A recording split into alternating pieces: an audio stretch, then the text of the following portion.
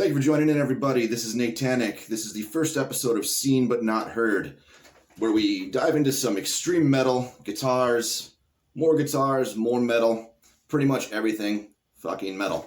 So, tonight we have Mike DeLeon from Phil Anselmo and the Illegals and Flesh Hoarder. We're also going to be playing some music by Krawg, Glutton for Punishment, Flesh Hoarder, and possibly have a little check-in with the icon himself, Robert Carlson. So, without any further ado, I'm going to start it off with some music by Krawg. This is Harvesting the Sword.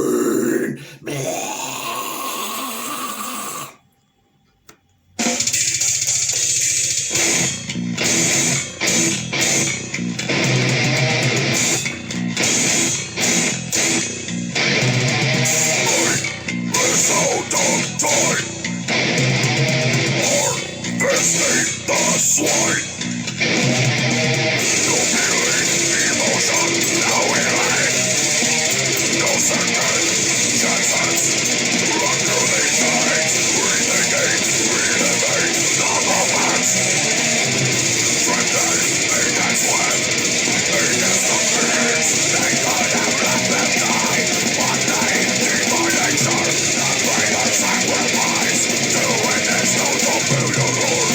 It's long spring.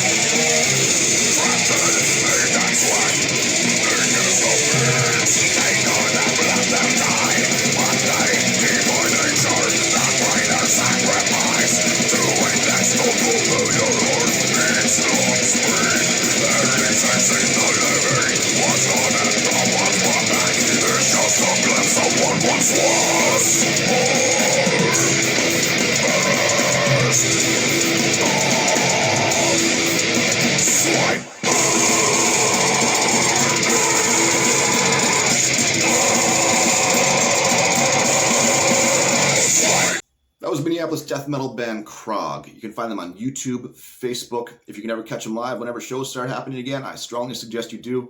Played live with them once, about a year or so ago. Great dudes, fantastic guys, super talented musicians. Be sure to check them out. So let's move into our feature guest other project. Besides Phil Anselmo and the Illegals, he plays in a band called Hoarder, an extreme death metal band from Texas. Fantastic, super aggressive death metal. We are going to be hearing Tortured Beyond the Grave. So, here we go, boys. Hoarder. And right after that, interview with Mike DeLeon.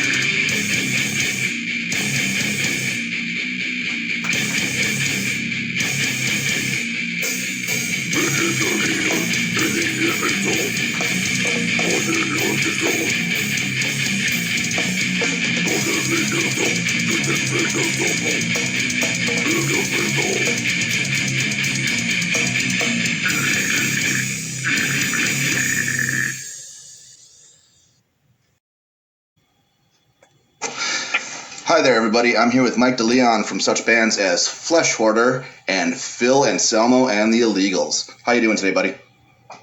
What's going on, you guys? Doing all right, man.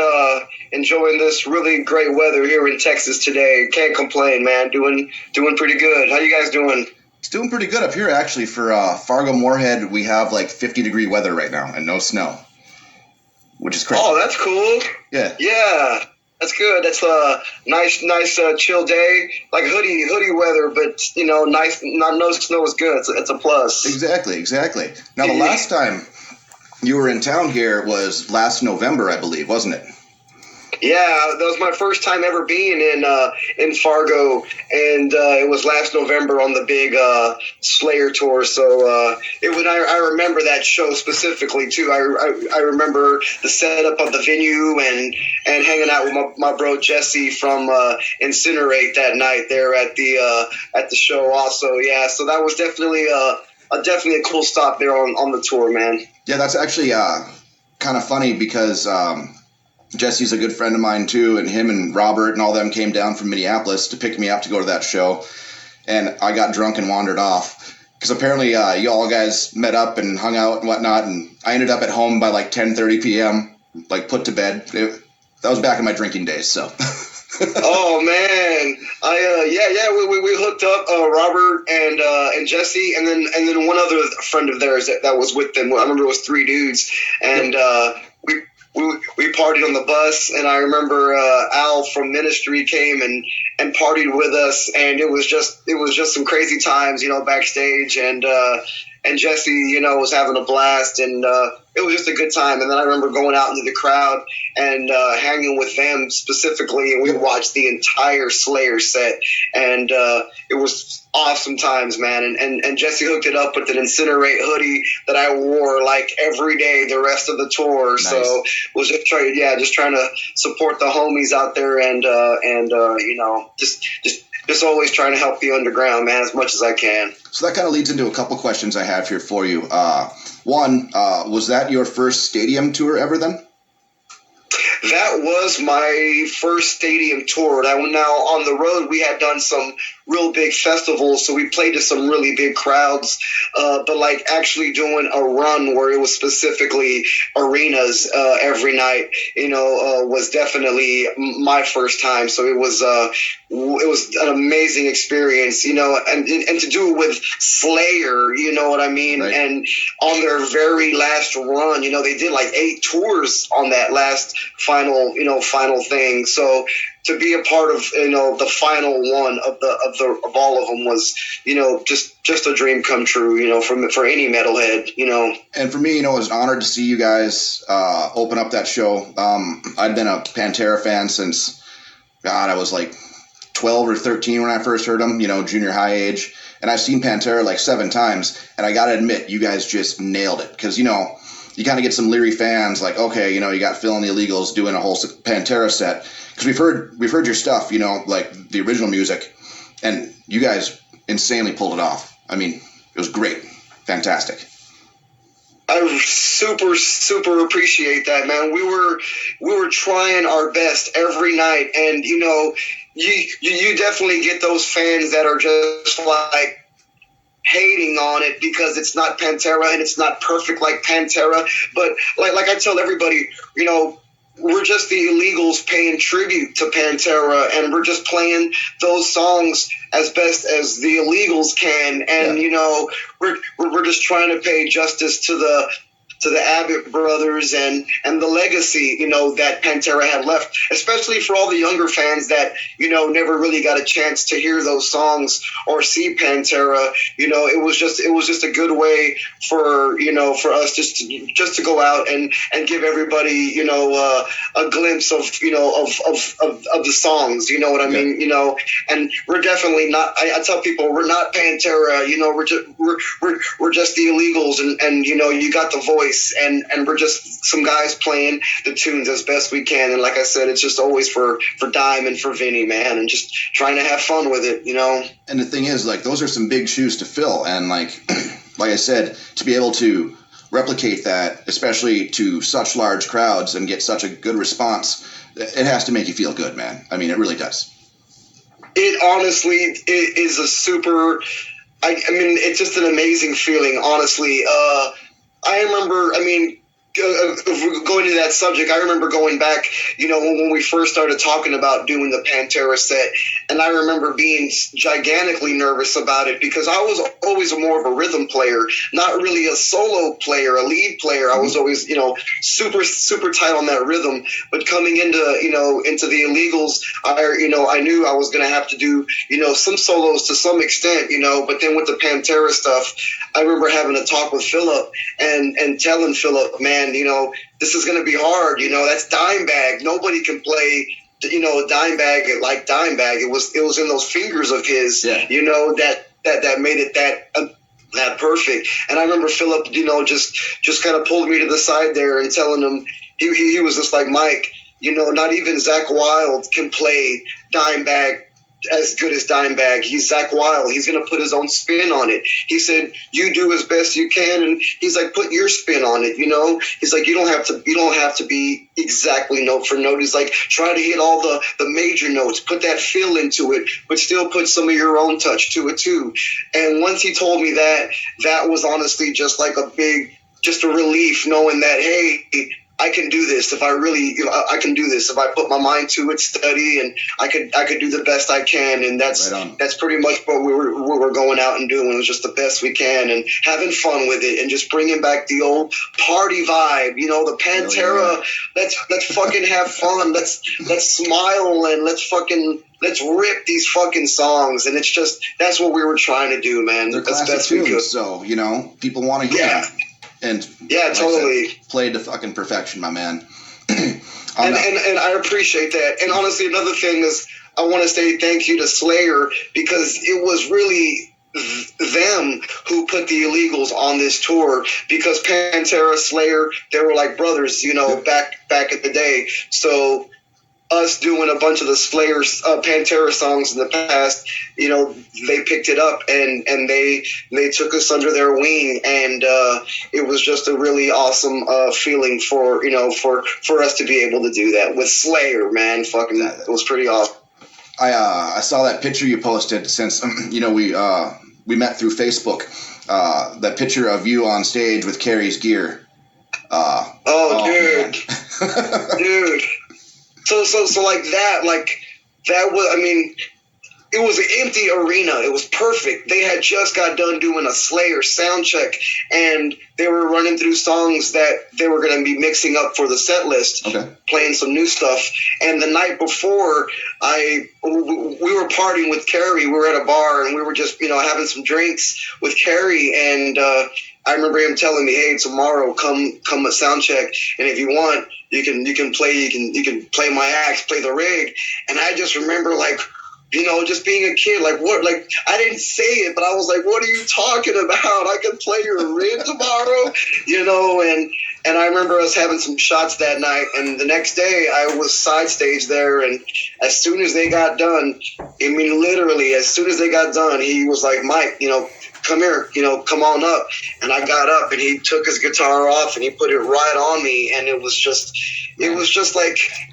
an amazing feeling just to have Kerry King, do that. And I just got to hit that open E in that arena. And it was just the most amazing feeling. And then I just got to do my thing, just play a little bit of, some shred. And Kerry was there watching, Gary was there watching, and Kerry even walked over to his own wah-wah pedal, and while I was soloing stuff, he was hitting the wah-wah pedal with his foot. And I was like, what is going on? It was pretty awesome, and me and him became really good friends, as all the guys in that band, but Kerry really, took me under his wing on the run, and he was just a really nice dude, and all of them were, honestly, but Kerry was super cool, man. He was a really good dude, and it was really cool for him to do that. Now, not too many people get to play Kerry King's rig, you know what I mean? So, to play that rig, and it was an amazing feeling, man. It was awesome. That's awesome achievement, man, for sure. Metal royalty, man, for sure. So that will lead us into our next question. So you did the arenas tour with Slayer, the stadium tour. Now, compared to playing smaller venues, the club circuit and stuff, which do you prefer? Man, that's a good question, because they both rock. It's good playing to an arena, but honestly, those clubs are really where it's at. You know what I mean? You have those people right in your face. It's just, that's the best feeling. It's funny because last year, right before we played Madison Square Garden, right before the big show, I remember telling the guys in our little huddle, don't forget, guys, earlier this year, which was earlier in 2019, we played a pizza parlor in Australia, which only held like 120 people, 125 people, and it was a free show. So I told the guys right before we hit the stage at the Madison Square Garden, I said, "Don't forget, guys, we just did the pizza place. Look at us now." And I was like, look where we're at now. And it was just a crazy to go from there to there. But honestly, those clubs, even for Philip, that's where we love to be. You know, playing those Illegals tunes, Pantera tunes, into a small little intimate crowd. They're right there. We could feel them. They could feel us. That's the best feeling right there, man. It's the best. Like, I've never personally played a stadium, so I can't compare. But I've done shows for like 1,600 people. I've done shows for 6 people. And I always find, obviously, I like the more people there. We all get that. But the up close and personal, like when you're playing like a 200 person club or something like that, is just awesome. I love it. You know, wouldn't give it up for the world. But totally. And with Flesh Hoarder, it's great because we just March was our last gig with the Illegals. It was my last gig, you know, before the whole Corona thing, and we played to like 40 or 50,000 people in Mexico City. I remember we walked up on the stage and it was just eye to eye, thousands of people. Damn. And it was great. And it was the weekend that the world shut down, March the 14th. That was pretty much it. And you know, and then nothing. And then for months, and then about 2 or 3 weeks ago, Flesh Hoarder had a little small intimate gig at a little small get together in Austin, Texas, and we played for about 15 people in the room, and it was just like, I was like back in my, you know, realm again. I was like, this is it, you know, like nobody moshing, everybody just enjoying the music and just playing for some people that were there to hear some death metal. So it was, you know, it's you can't go wrong. So, you know, from 40,000 from one show to 8 months later to 15 people. I mean, I love it. And I just want to jam. So it doesn't matter, you know. I just want to jam and just play music in general. So if it's death metal, thrash, whatever, it's just good to play for people. So it was just good. It was good to be back jamming for somebody again, man, for sure. And that's a great outlook. I mean, it makes you more human, like, than Rockstar. You know, you see on that stage opening up for Slayer for thousands of people, but then like right now I can just talk to you like a human being because you know, there's a couple people in the music world that I fanboy out with. One being the time I met King Diamond, and 2, Sammy Dewey. Oh, dude, Sammy. I fortunately have met both those guys, too. And I'll talk about King real quick, because when I first met King Diamond was in Dallas, Texas, after a Slayer gig. Okay. I think it was May of last year, May of 2019, on the Cannibal Corpse, Lamb of God part of the Slayer run. And I ran into King Diamond. We were all backstage in this one room, and he was sitting at a table, and I was sitting at a table, and I was just like, I was with my girl at the time, my fiance, who were there at the time, and I was just like trying. It was a room full of people, but still trying not to fanboy that 5 feet or 10 feet away was King Diamond, just casually in his regular gear, just enjoying a night out, not in the makeup or nothing. And I didn't get to run into him at that actual moment. About an hour later, we went into Kerry King's room, and there was King Diamond in the room, and I was like, okay, here's my opportunity. Let me go say hi. We were about to drive 3 hours back home from Dallas back to where we live, and he was the nicest dude. He was just the most genuinely down-to-earth, metalhead, nice guy. I mean, he was King Diamond, but it was just like talking to you. It was just like just an awesome guy. And I remember telling him, hey, I play with Philip. I play the Illegals. You know, we've been doing the Pantera stuff. And he was just like nodding his head off, just like, I love what y'all are doing. Don't stop. Keep it up. You know, do it for Philip. You know, Philip needs this right now. The world needs this right now. And super cool. And then fast forward to the last Slayer show, November, the last gig.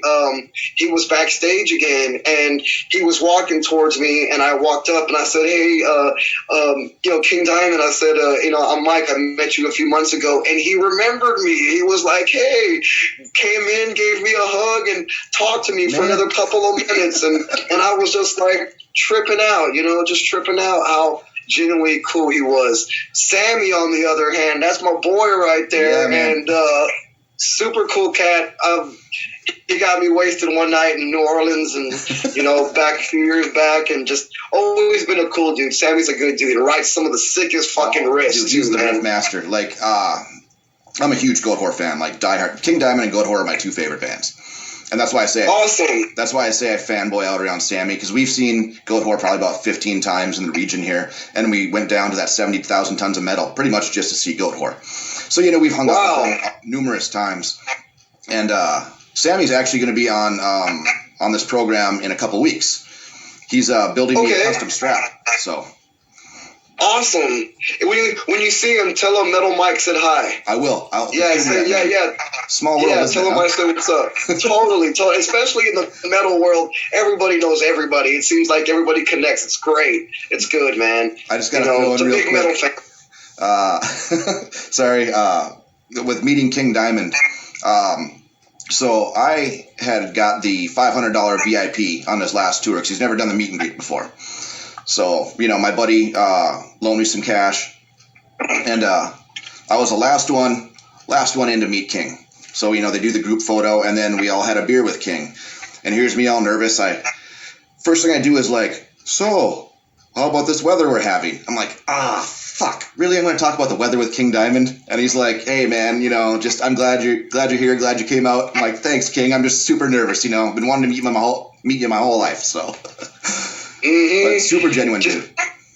Super, super cool, man. Just like I said, down to earth, and just there to do his thing, just to bring that old school metal, and for like you said, there are so many King Diamond fans in this world. One of my best buddies down the street has a beautiful portrait of King Diamond on his leg, so I know there's probably many people who have.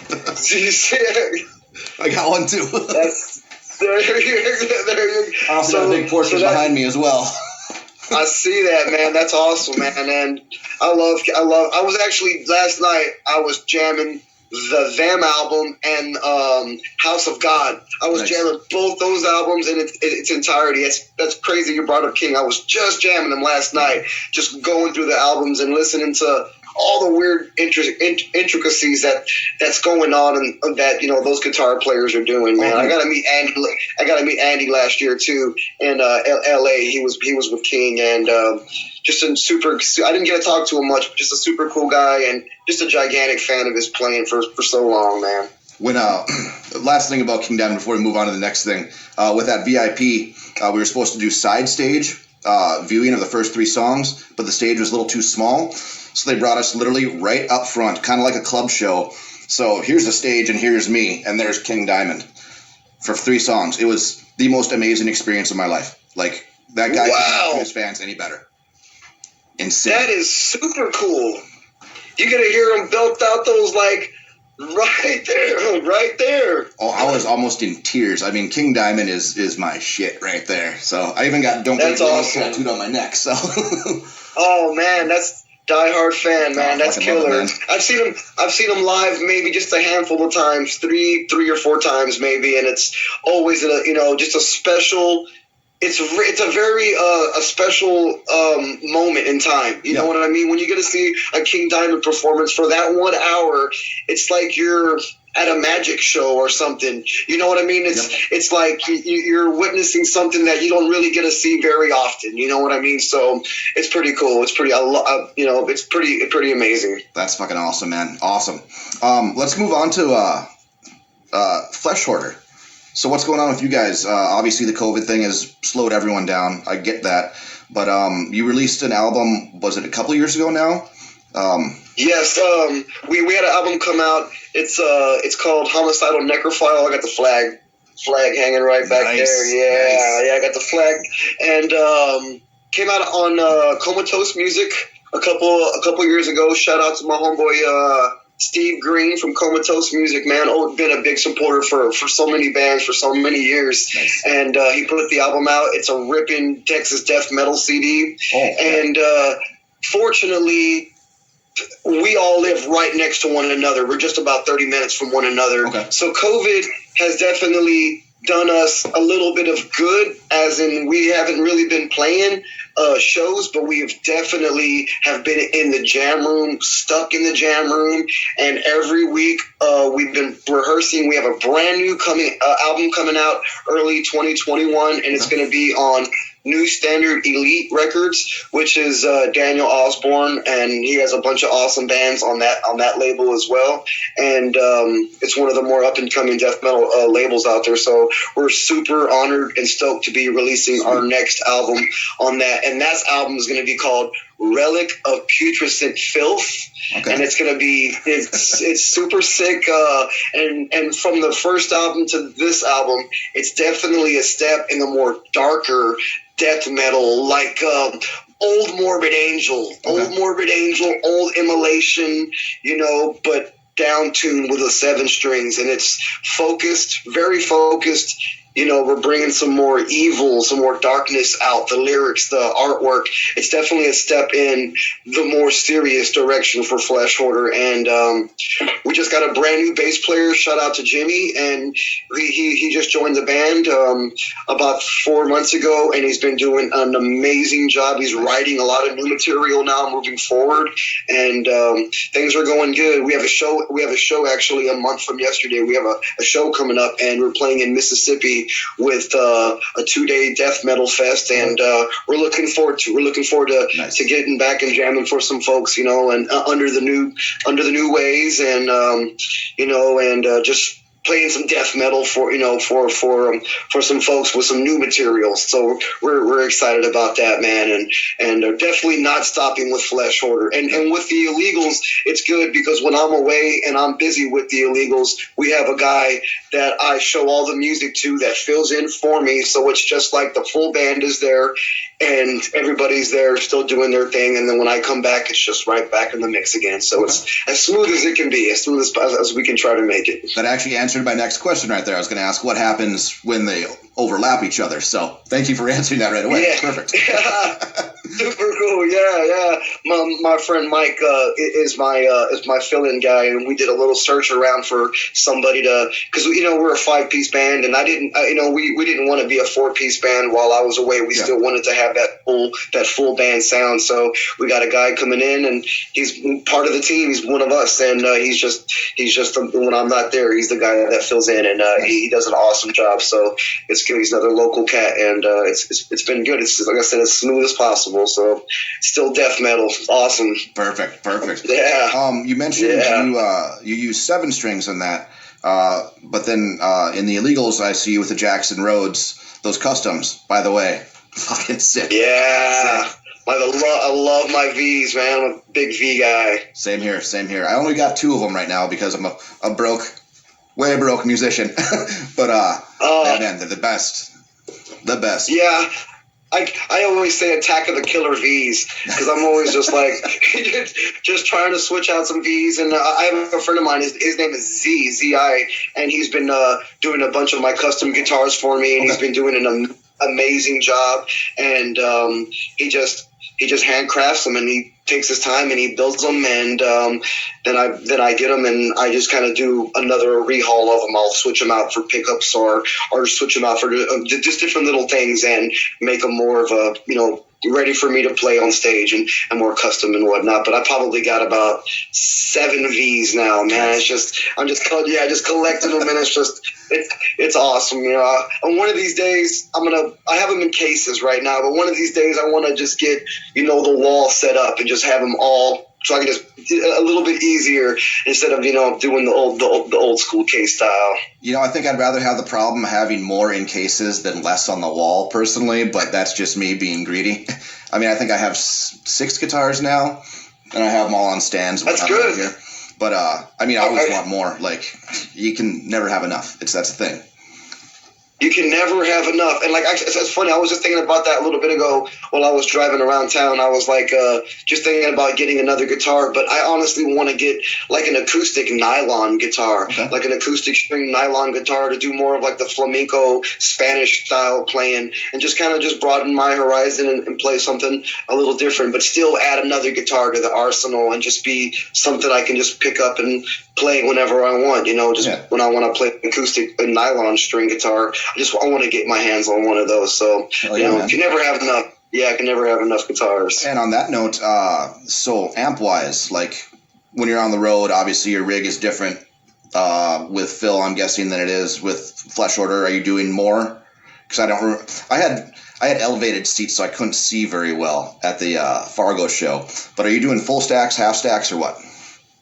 We were doing a full stack on the arena tour. Okay. They were set side by side. Okay. But we were doing the full stack, and for both bands, I'm pretty much running the same exact rig, just swapping out guitars. I got the same rig on the floor, the same head, the same amp, but I'm swapping out guitars. Now, the rig I have is a Mesa Boogie. I'm sponsored by Mesa Boogie. Nice. I've been working with them the last few years, so they've been hooking me up, and I've always pushing the name of the Mesa Boogie ever since I was a kid. Seeing Metallica, with the big Mesas, just right there. I've just always been a big fan, and just been working with them the last couple of years. So they've been supplying everything that I've been needing, and always thanks to those guys always. And with the Flesh Hoarder, it's the same thing. Just running my Mesa, running the Mesa cab, and we're also using these pedals called Moore audio pedals, and they're kind of a newer like brand of pedals, and it's kind of caught up a little bit. Oh, got it there? Okay, there we go. Awesome, yeah. So and then the pedal just has some, just different settings on that, and we just run that right through the Mesas and some wah-wah pedals and whatnot, and just go for it, man. It's pretty simple setup. It's nothing too out of the norm or anything. Nice, crunchy, heavy tones. Well, your tone is nothing to fucking laugh at. It's fucking brutal as shit. Trying. A couple tunes from Homicidal Necrophile actually popped up on my Spotify yesterday while I was at the gym.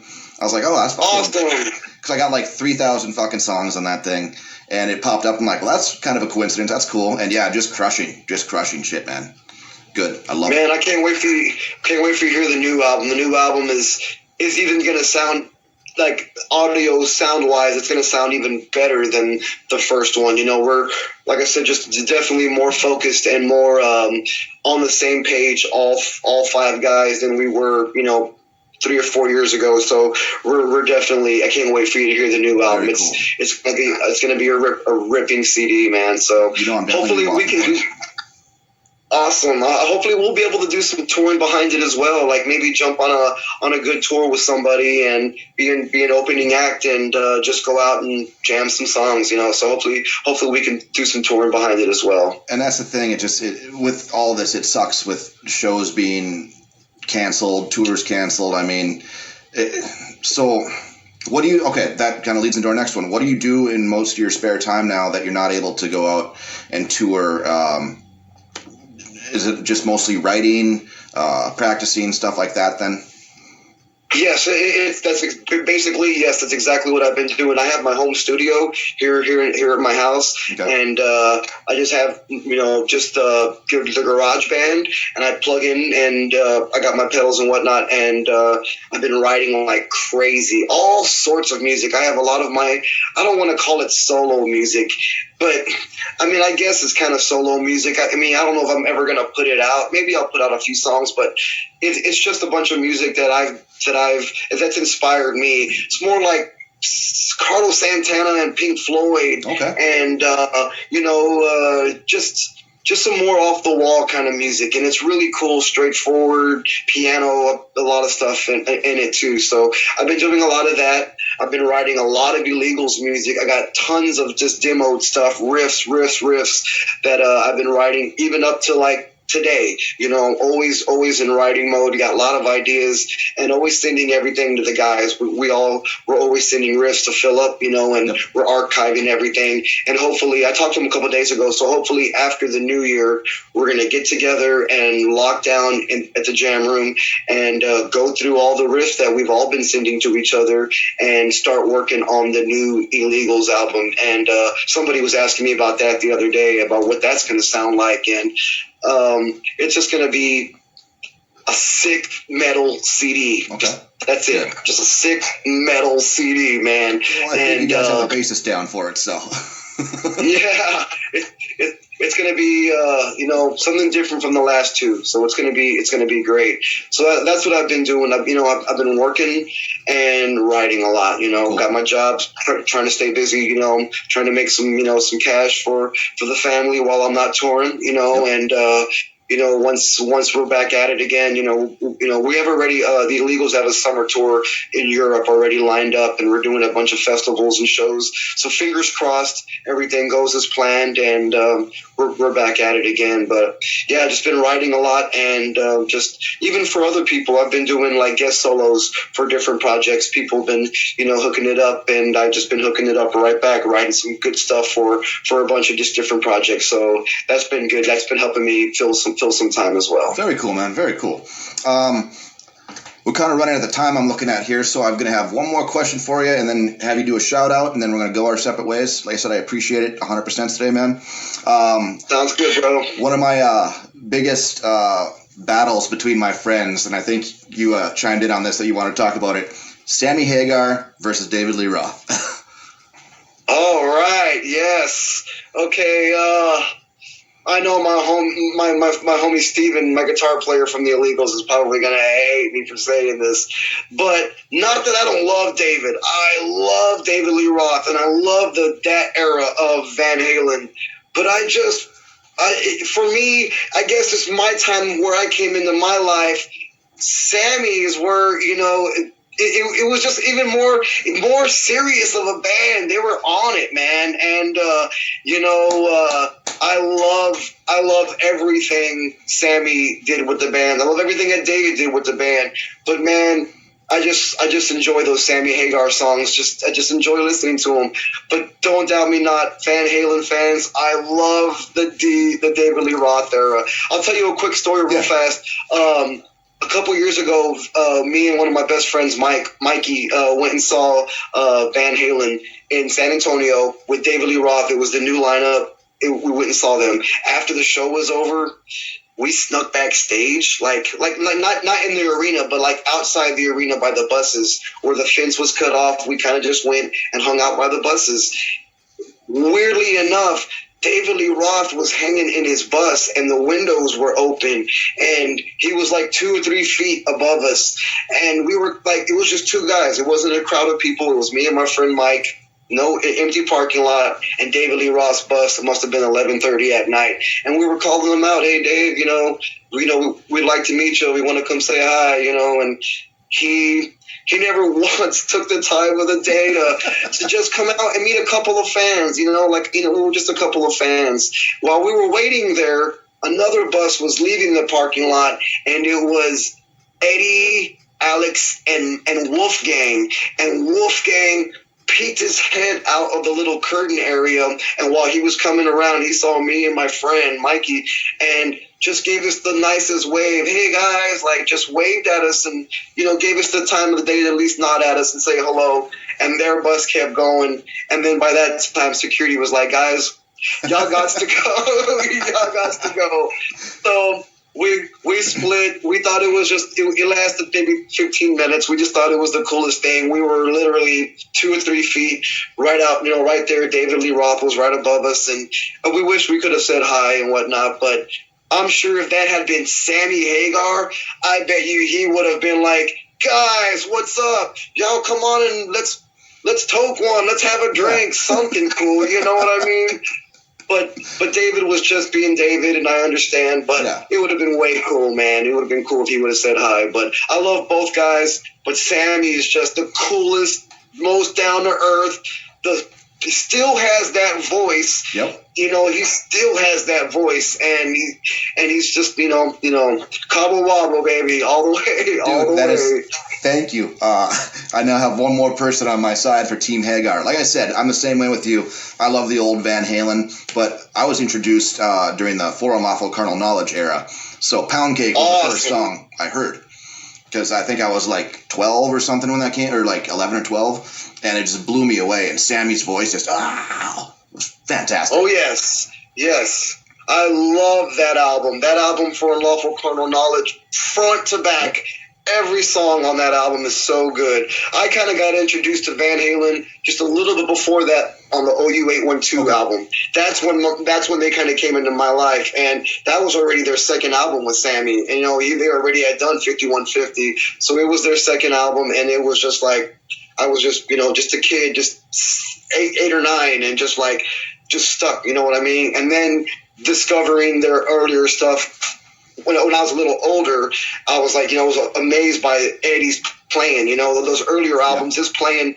He wasn't doing stuff on the later albums he was doing on those earlier albums. That was, you know, before anybody. Yeah, but just more of a focused band it seemed like, when Sammy came into play. And it's just, you know, I'm a big fan. Big fans. I love Sam. Love Van Halen, right? Totally, bro. Yeah. Well, Mike, like I said, I really, really appreciate you taking time out of your day and letting me get a hold of you and do this. Is there any shout outs you want to give before we take off for the day? I want to send a shout out real quick to my brothers in the Illegals, who I haven't seen since March. I missed each and every one of the guys. We've been talking, but I just missed the guys. Shout out to the homies. Shout out to Flesh Hoarder, my friends. I was telling the guys I was coming on the show, and I was going to be pumping everything, and you know, we got a new album coming out. And then shout out to every single one of you metalheads out there that are just watching the show, supporting metal, supporting the underground, because that's where it's at. You know, that's where it's at. That's where the love and the real dudes and the real things are at, man. We're all just guys that want to play music, death metal and metal, and it's just, you know, shout out to all that. And thank you for having me on, and, you know, hope to see you and meet you in person soon, bro. Definitely, brother. Hey, you know, I'll keep in contact through Facebook. I'd love to have you on the show again down the road. We know when things kind of pick up and we have more tour stories to talk about. But like I said, I appreciate 100% of your time, my friend. Keep on fucking doing what you're doing. Looking forward to the new Flesh Hoarder, and I will talk to you next time, all right, brother? Sounds good, man. Take it easy, my bro. I'll talk to you soon. Are you tired of all your friends always asking you to play Wonderwall whenever you're at a party? I got an idea. Play this, you fucking poser.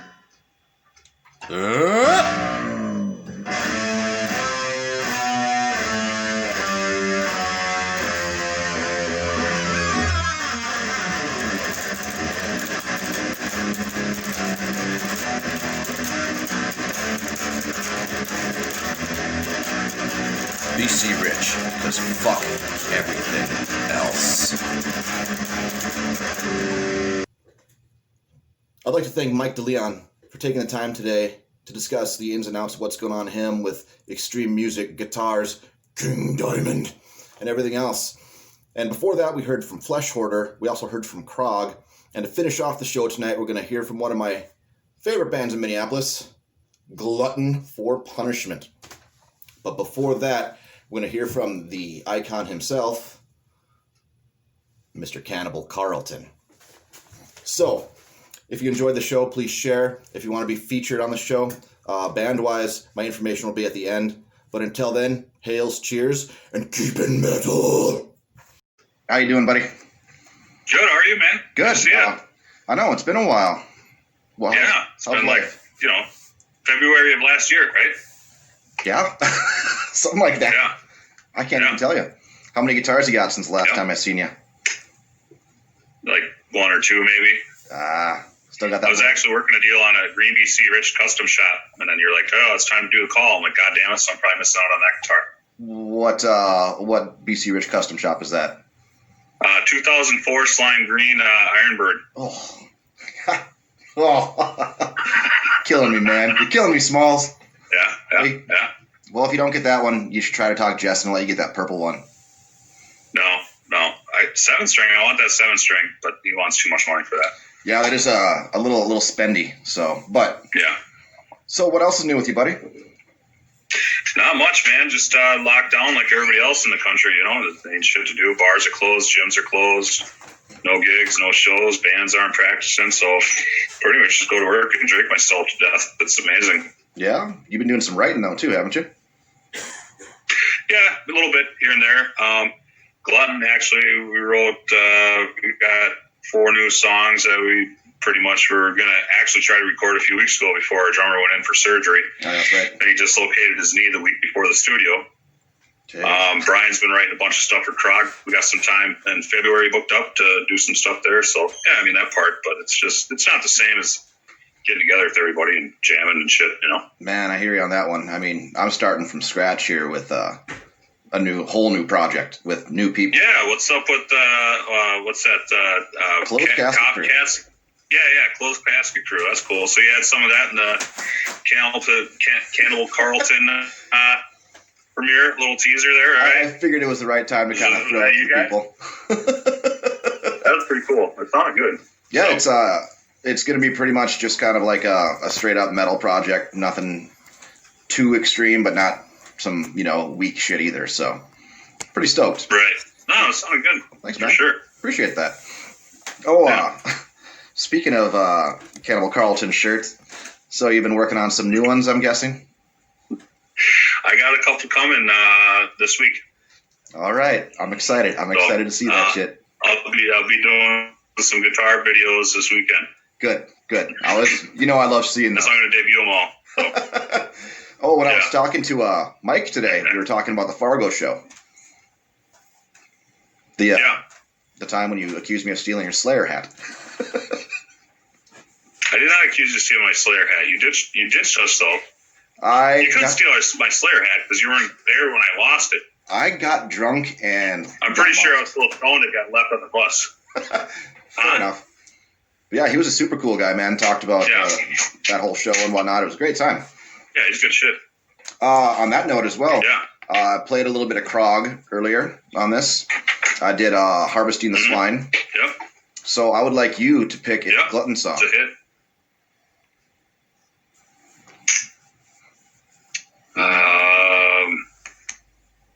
At Death's Door. At Death's Door? I can do that one for you, buddy. Yep. Fucking A, man. All right. Dude, like I said, I love checking in on you, seeing how you're doing. This social distance shit sucks, but I like dude. I like the back and forth we all have on Facebook, especially when I fuck up something like I did today. It's like, wrong band, god damn it. One thing is, a lot of people are so fucking sensitive and they can't take shit. Like, there's certain people that can, like you can, Jesse can, Brian can.